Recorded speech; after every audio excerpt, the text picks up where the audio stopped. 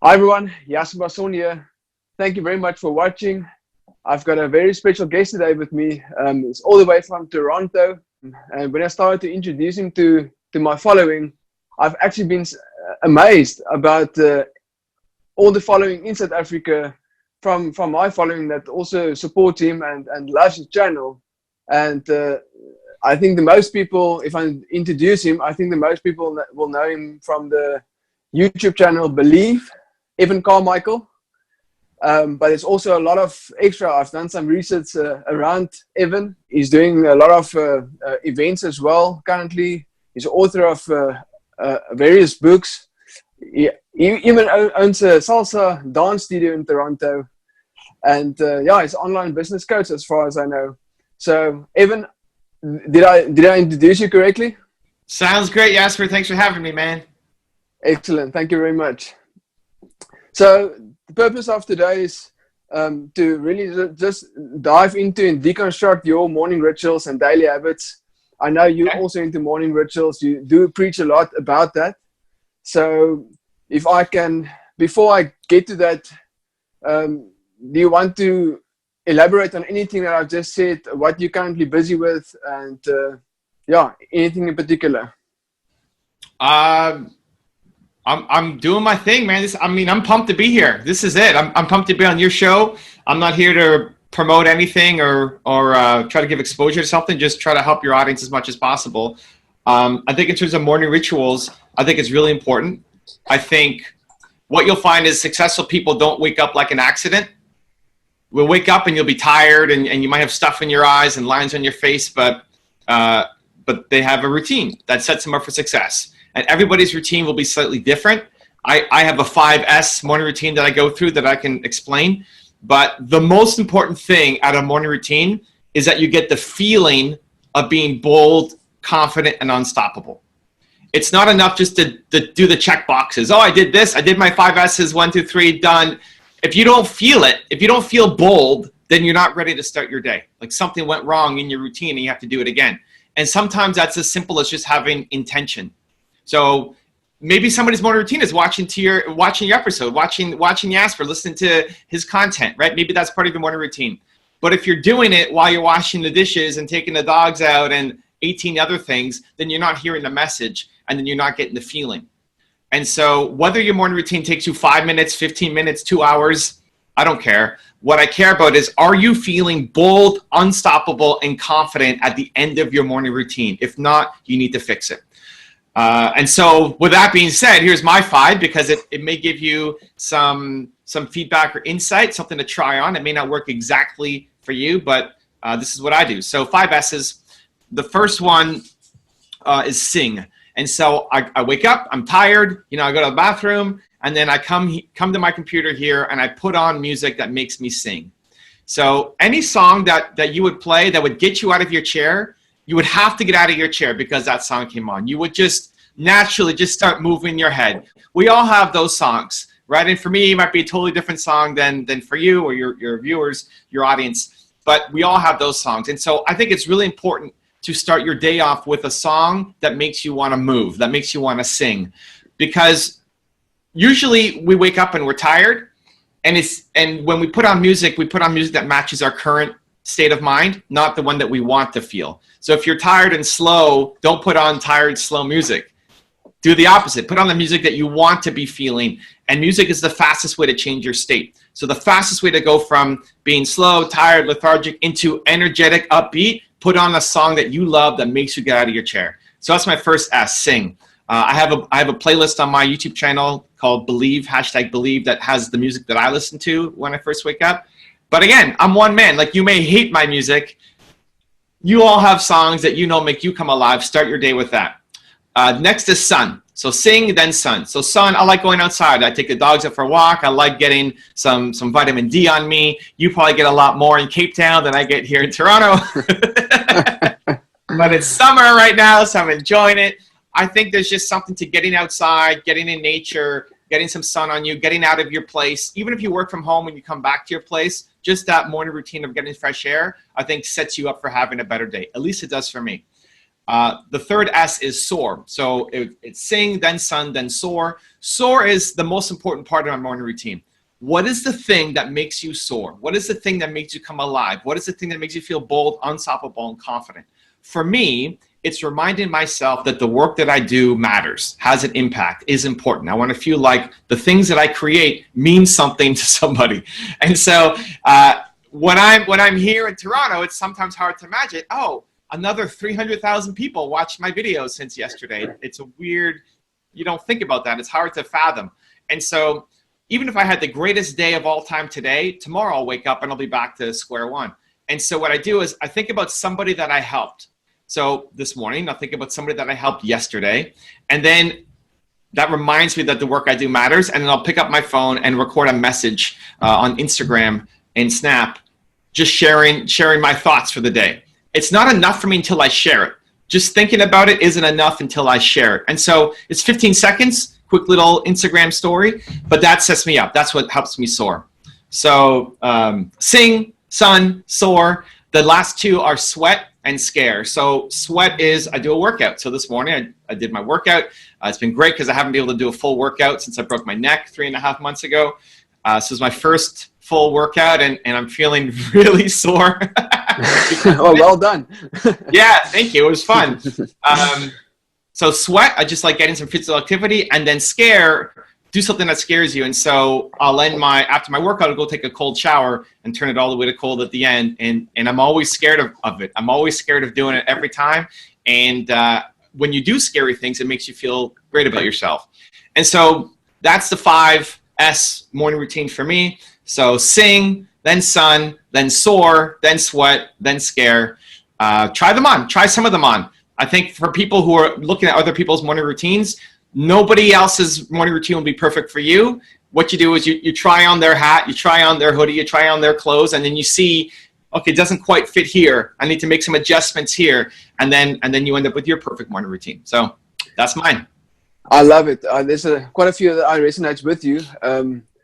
But one of the things is I've got a morning routine from 4 to 6 every morning. In the last hour is my development. So I do online courses or I love reading actually hard copy books. And also 6 a.m. shower, cold shower. So currently in Cape Town, it's quite scary. It's ice cold in Cape Town currently, and I believe apart from all the benefits from it, I think it's that like you say, it's you're running into your fear every morning. And you conquer your fear every morning. I think that's massive. Yeah, it's a great lesson to teach yourself. For sure.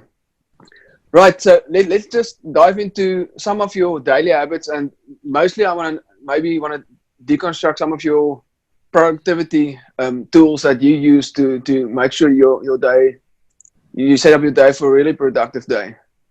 So I do my morning routine. That's consistent, unless I have to hop a morning flight or something, that's my morning routine. And then what I like to do, which might be a little weird, is I have different days for different things. So I find that if you've ever been really busy, you feel like you've been busy all week, you've been working, and then Friday or Saturday you look back on your week and said, I was really busy, but what did I get done? Like I feel like I didn't accomplish anything. Yes. It's probably because you're switching tasks too much. You're jumping from one thing to another thing to another thing, and then you don't actually get anything meaningful done because you're constantly being interrupted. So I like having different days for different things. So Monday is my mentoring day. So I have 24 people on my team, and I spend Monday mentoring them, guiding them, helping them. The whole thing is working with them. I might be the single most important one person in the company, but combined, they all create way more value than I do as an individual. And so the more I spend helping them, grooming them, training them, being a leader for them, the more my company grows. So that's my Monday. Tuesday is my YouTube day. So we'll release 4 videos a day across all of our channels, and I need to make a lot of videos. And so I cram all of that into Tuesday. And here's the thing, I think with most people, and what I used to do when I started making YouTube videos, I would do the setup for the video, and you get the camera and you get the lights and you get your clothes done and what's left of the hair figured out, and and just the mindset and just the bravado and the energy to go and record a video. And you do all that setup work, and then you record one video, and then you take it all down. But what I found was if I just kept recording more videos, I could do another 4 or 5 videos in the time that it took me to do the first one. And that actually got better with more time. And so how I get massively productive is I cram all those similar tasks together. So Tuesday, I'll end up recording between 10 to 60 videos, depending on the day. We do one setup, and then boom, all day long I'm making YouTube videos. Wow. And I don't have to stress out about anything else because I block that time. Wednesday is my project day. So that is my free day to work on whatever I want to work on right now. So it's been my book. It's been my YouTube course that's coming up soon. Now it's back to my book because I'm on a deadline with my publisher. And when I'm writing my book, I couldn't do this interview with you. I can't bounce between energies. It takes me even, I mean, I don't even have a cell phone number. I've got a phone, but there's no number. Like, you can't physically call me and interrupt me, which is super weird, Doug. But if we did this, if I'm writing my book and then I did this and I went back to trying to write my book, it would take me another hour just to get back into the zone that I was in. And so I don't want to switch tasks, especially for really creative projects. Thursday becomes my public facing day. I'm naturally an introvert that doesn't probably show up when I'm doing interviews like this or on my YouTube channel, but naturally I'm an introvert. Thursday is extrovert hat on. It's the entire day of interviews, podcasts, hangouts, workshops, one-on-ones with people. It's like whole day. It's 25 minutes on, 5-minute break, 25 minutes to the next person. And I like being a little bit early for the next person. So it's 25 minutes and then basically go up to the next person. And then I just carry that energy from one to the next, to the next, to the next, to the next. What I found before was 25 minutes before a call or an interview or something with a client, you're not very productive. What are you doing? Because you know it's not enough time to do something productive. So you're on Facebook or Instagram or doing some small emails. I want to try to eliminate those things. And so I'm jumping from one to the next, to the next, to the next. And then Friday is my CEO day, which I focus on big projects to grow my company forward. Saturday, I bring this to my personal life too. It's not just a business strategy. Saturday is my fun day. So it's my day with my wife. She loves surprises and she loves food. I'm not a big foodie, but every Saturday I'll plan an entire day for us that always involves some new food that she hasn't tried before. And whether it's a festival or a movie or a hiking trip or something, where I'll plan the whole day for us. And then Sunday is our family admin day. So cleaning up the condo and doing the laundry and all this, going shopping and all the stuff you do as a family, but they're very defined days. And so what happens if you don't set that kind of structure, things bleed into each other and you let the small things run your life instead of focusing on the big things that you want to take on. So even in personal, for example, you know, if Sunday was a barbecue at my parents' house and we were supposed to bring chicken, and we forgot to buy the chicken, on Saturday, we're not buying the chicken because Saturday is fun day. We'll show up to the barbecue and we'll bring something else. Like, you have to be okay with some small losses happening. You either focus on only winning at all the little small things or you focus on winning at the big things. And so I've just gotten more and more comfortable in focusing on losing some small things, because when I'm productive, and I think for most people, when you are productive, when you're in the zone, if I gave you 5 hours of uninterrupted time, you could go and crush some major project in those 5 hours. We're just not giving ourselves the freedom to do it, and we're letting other people's demands and expectations on us take control of our life, and then you never accomplish the goals that you want.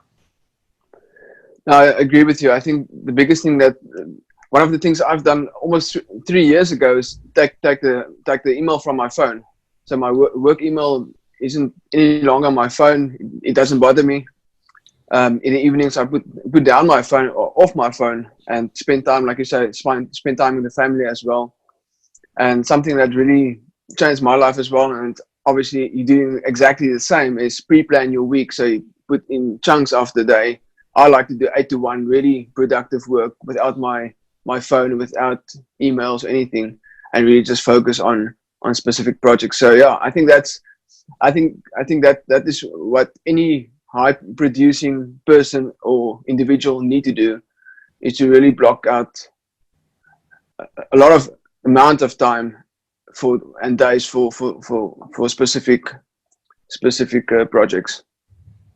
I think it's making sure that your actions map to your ambitions. So you have ambitions, you have goals. You have goals. Here's what your goal is in business, in life. You have all these goals. Great. Then look at your calendar. Success is habits. So you look at your calendar from Saturday to the next Saturday, and you look at what's programmed in there. And will those habits lead you to your goals? And for most people, it doesn't. And so that's a problem.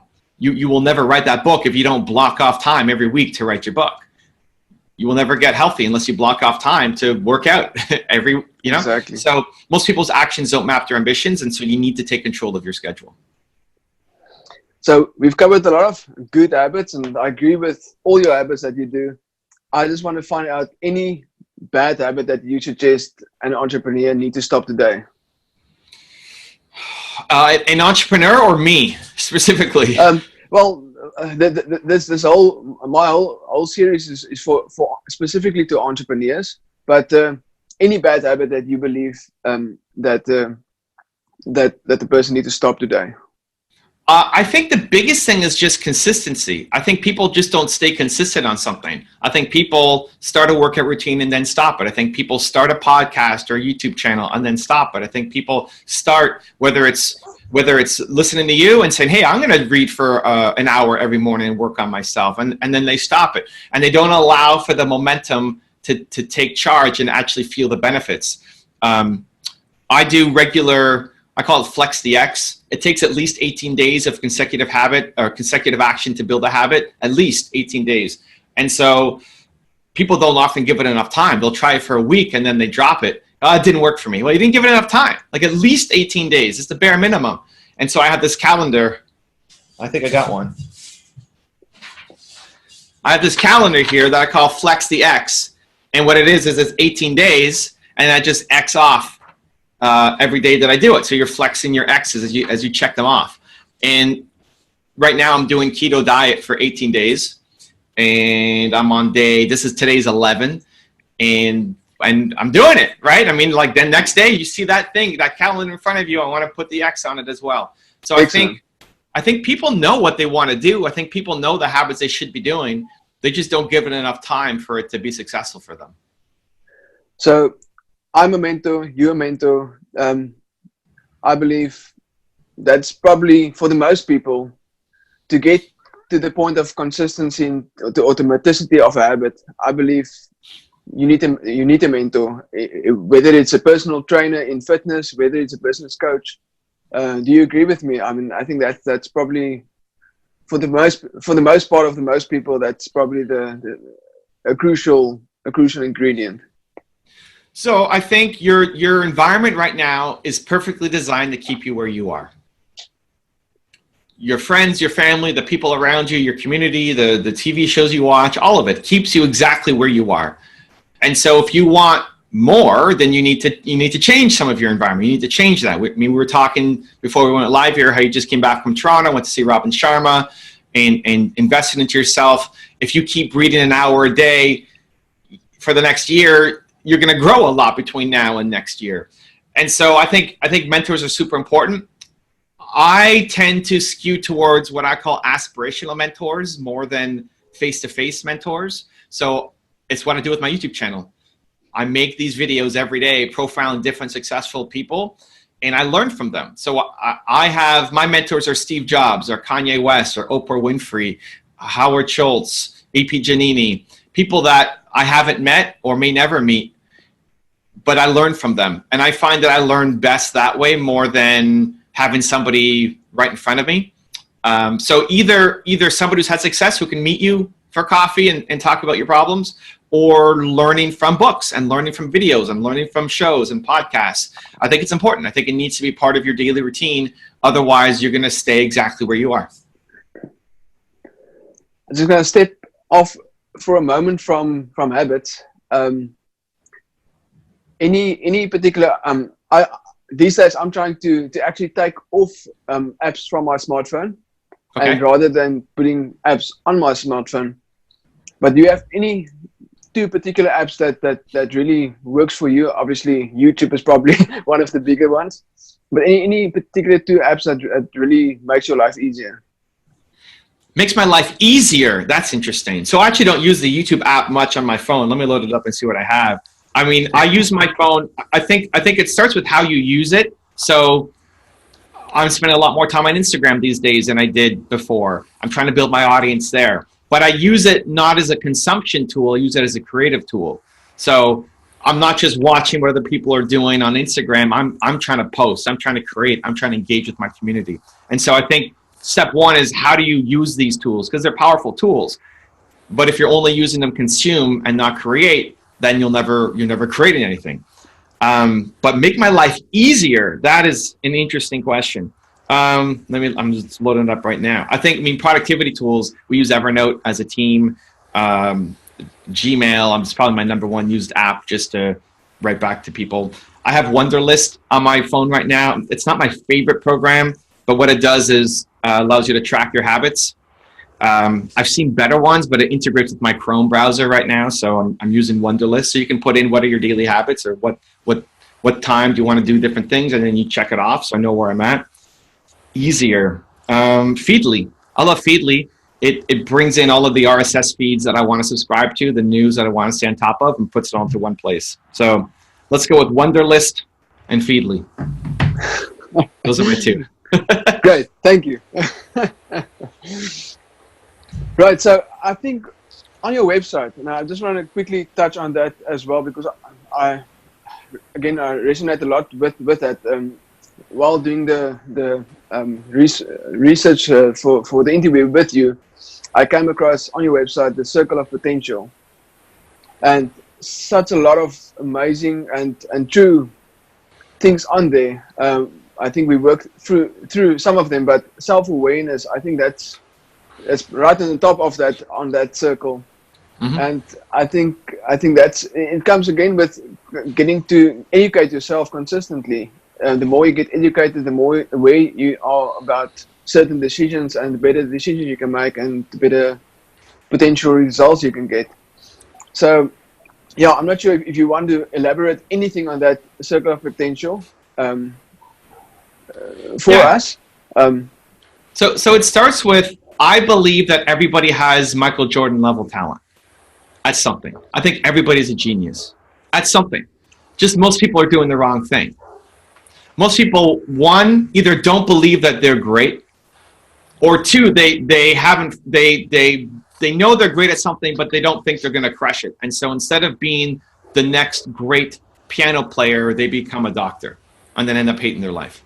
And I think that's 95% of the world. I mean, I'm in Canada. It's definitely the most of North America. I'm assuming it's the same in South Africa. Like, people are you're a genius. You're a genius. You can do amazing, great things. You can be the best in the world at something. And yet you're stuck doing stuff that you hate. And I think most people know that there's another gear. Most people know, they may not believe that they're a genius, but they know that they could be doing more than what they're doing right now. But they don't know how to do it. They don't know how to get to that step. And so that's my mission. That's what I'm trying to do. That's what I try to create in every interview, in every piece of content that I put out, in every workshop that I do. That's what I'm trying to unlock in people, to recognize, one, like, you could be the greatest in the world at something, and you have to go and chase that thing down. Otherwise, you're going to be 95, look back on your life, and live the rest of your life in regret. And I don't want that to happen. Why do you think people don't believe in themselves, don't go towards their dreams? Well, I've got, if I just quickly think about it from my subconscious mind, I think ego is probably one of them. And also limiting beliefs that you accumulate over a period of time.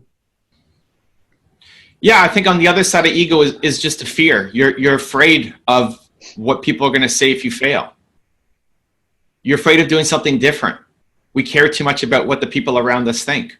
You could say, hey, I want to launch this show. I'm going to go and interview people. And some people might be supportive.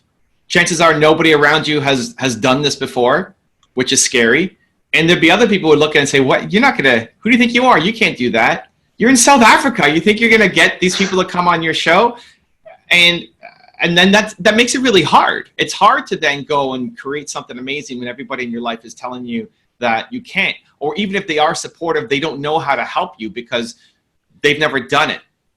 And so that makes it difficult. You're afraid of failing in front of people. We're not afraid of failing. We're afraid of failing in front of people, right? You'll sing in the shower, but you won't sing on the street corner because of judgment.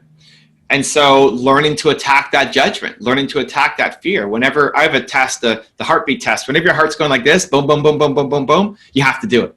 Whatever that thing is, you have to do it. Even if it fails, great, expect to fail. Like expect to fail, expect to suck at the beginning. It doesn't mean you suck as a human.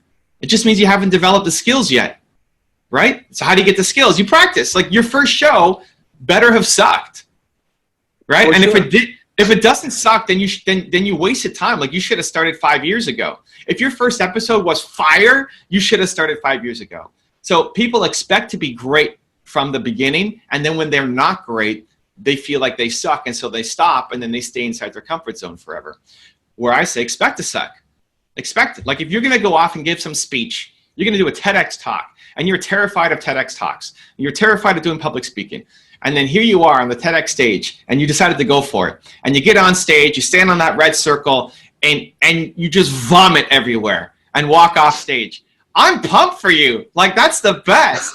Because you got up and you did it. Like you did the thing that you were scared to do. I don't care about the results. When you tie yourself worth to the results, you lose. That means you play small for life because you're only going to do things where you know you're going to get a result. But if you tie yourself worth to the effort that you went up and you did the scary thing, if you keep getting up and doing the scary thing, you will eventually get insane results. And so I think we have it all backwards. I think people, again, only value the results. And so then you stay within this really narrow band that's called your comfort zone, and you're too afraid to bounce out of it. That's awesome advice, and I really agree with you. I think it's, like you say, my first show, I mean, I'm still working on it, on my development. Like you say, I think it's a constant development, and you will never, I mean, you always strive to be your best version, and as long as you strive and consistently strive, you will keep on growing. But your first shows, and even if you go to big influencers like yourself and like a lot of other big influencers, if you go look at the first videos on YouTube and the first content that I've created, it's, I mean, you can see everybody, all of those has developed a lot. So great advice. So here's the thing. Listen, this is episode what for you? This is episode, I think about 31, 32 odd.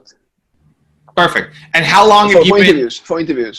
How long? Awesome. How long was it that you were thinking about asking me on before you actually asked me on?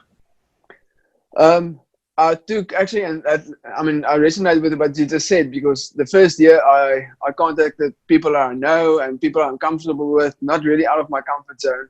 And this year, starting this year in January, I told my team and everybody that's really part of my process and my journey. I told them this year I'm just going to get big names on my channel, even if I do less interviews, but I'm going to do only go for big names. So that is from January my decision was, and I think I contact you guys in March. Awesome. Listen, and I know we're out of time, but if you had asked last year, I would have said yes. Exactly. And that's not just for you. That's everybody. Like, stop waiting. Everybody. Exactly. You're afraid of it. It's like, well, who am I to have this person? Just ask. Be proud of your effort. Somebody may say, forget, who are you? Who are you to think and ask me on, right? Like, you may get that. Most people are going to ignore you. Some people will say yes, and some people may be rude. Awesome. Are you proud of your effort? Yes. Keep going. Exactly. You're so correct. Our time is up. I just want to find just one last tip for any startup entrepreneur. Want to make the step, employed, want to make the step to entrepreneurship. Any last tip or tips that you want to provide to them? Just start. Start small. Just start small. Don't quit your job. Don't go all in. Don't take a huge mortgage out. Don't take on massive debt. Just start. Start small. You're thinking that, I love the big thoughts. You're thinking too big. You have your big dream that's amazing. Now you got to start acting small. Start today. If you're thinking about it, idea to action, idea to action. Train yourself. You get an idea, you do something about it. Just start.